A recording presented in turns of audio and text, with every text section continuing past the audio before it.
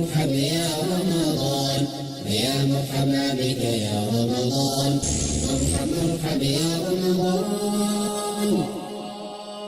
ويا مرحبا بك يا رمضان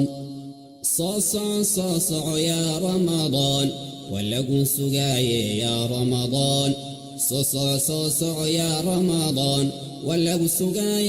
يا رمضان مرحبا يا رمضان يا مرحبا بك sug haddii aad nagu cusub tahay subscribe saar kanaalka si aad noola socoto haddii aad asxaabteena ka mid tahayna waad ku mahadsan tahay والصلاة والسلام على رسول الله وبعد رب اشرح لي صدري ويسر لي أمري واحلل عقدة من لساني يفقه قولي فسلام الله عليكم ورحمته وبركاته ضمان ولا له قيمها بدن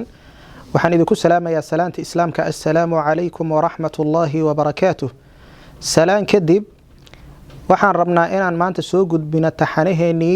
10 كوبات أن أقول لقلني بشي رمضان يقول الله تبارك وتعالى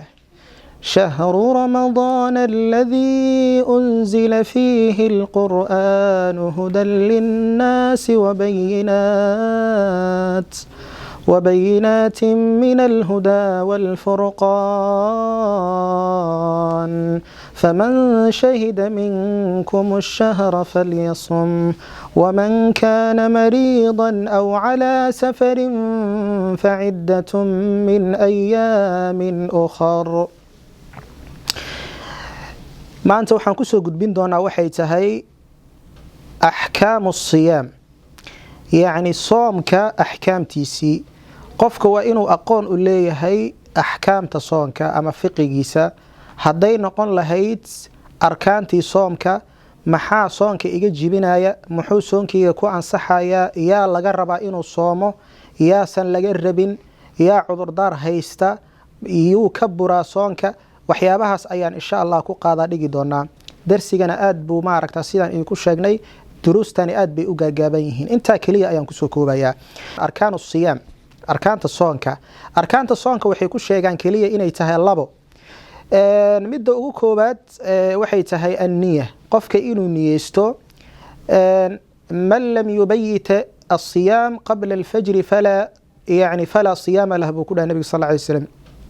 man lam yubayit as-siyam yani qabla al-fajr fala siyama lahu qofka aan niyeysanin fajrka ka hor yani inuu soomayo beritoole qofkaasi soon ma lahan oo yani soonkiisa ma u jiro yani saadarteeda niyada waa shay daruuri ah qodobka labaad ee tiirarka soonka kamida waxa waaye al-imsaaku 'an at-ta'ami aw al-imsaaku 'an al-muftiraat min tuluu'i al-fajr ila ghurub ash-shams yani qofka in uu iska celiyo ama uu iska ilaaliyo waxyaabaha soonka burinaya haday cunto noqon lahayd haday cabitaan noqon lahayd haday jamaac noqon lahayd waxyaabaha soonka buriya in uu iska ilaaliyo laga soo bilaabo fajrka ilaa iyo maqribka inta u dhaxayso ilaahay wuxuu leeyahay wakulu washrabu hatta yatabayyana lakum al-khayt al-abyad min al-khayt al-aswad min al-fajr labadaasi ayay ahayd arkaanta soonka waa niyada iyo qofka inuu iska ilaaliyo cunooyinka ama waxyaabaha buriya soonka inta laga gaarayo yani laga bilaabo fajrka ilaa iyo maqribka hadda waxaan u guda galeynaa waxay tahay shuruuda qofka laga rabo soonka shuruuda laba u kala qaadaan shuruudul wujub wa shuruudus sihha yani shuruudul wujub waxay tahay 6 baa lagu sheegaa qofka waa inuu muslim yahay qofka uu ku waajiba ayaan ka hadlayaa soonka iyo qofka macnaha laga rabo qofka uu soonka ku waajibayo waxa way midka koobaad al-islaam qofka waa inuu muslim yahay mid baa ka baxaya qofka waa inuu muslim yahay gaal soonku ma waajibo labo al-buluugh qofka waa inuu qaangaar yahay uu qaangaaray caruurta kuma waajibo laakiin yani waa lagu tarbiyeeyaa kuwa roron inay soomaan laakiin waajib kuma aha qodobka saddexaad dadka uu ku waajiba soonka waxay tahay al-aql qofka inuu san waalneen oo aqli leeyahay qof macnaha aqliya rufi'a al-qalam an 3 sadexba waa laga qor qaaday qalinka an-naa'imu waxa kamid hatta yastayqid qofka hurdi ilaa uu ka soo tooso iyo qofka ma aragtaa waalan ilaa uu ka soo miirsado marka saadarteeda qofka laga rabo soonka waa inuu qof aqli leeyahay oo san waalnayn qofka afraad waxay tahay al-muqiim qof degan oo jooga oo aan safar ahayn qofka hadduu safar yahay soon kuma waajibo hadduu doono wuu soomi karaa laakiin waajib kuma ahan saa darteed qofka muqiim waa inuu yahay qofka shanaad ee soonka laga rabo waxa waaye yacni qof caafimaad qaba qofku waa inuu caafimaad qabo qof xanuunsan soon kuma waajibin laakiin haddii uu isku kalifo uu sidaa ku soomo waa ka ansaxaya laakiin waajib kuma ahan qodobka ugu dambeeya waa at-tahaara يعني قفك أرين كان دمرك أخاسيه قبل وإني طاهر طهارة لقى مرة تي جنوب كلقى مرة قفك أسوي جنوبة أما يعني جنابة قبل سون كي سواء صحة لكن وح لقى وضع وحيت هاي يعني الدمرك عاد يحيط كإنفاسك كواس أيا لقى وضع أو محلي هذا مركا قبل هدي يضع صوما أي اسكو أركت وحى صون كي ماشي سوق برايا هدي اسكو أركت يضع قرح سيد عيسى الله كدقو هدي وحي كي مدان خلاص ماشي أي صون كي ما أركتها كجبري شروط وحي لحدة شروط يعني شروط قفك واجب كيكون تيادتك الله جربه وإسلام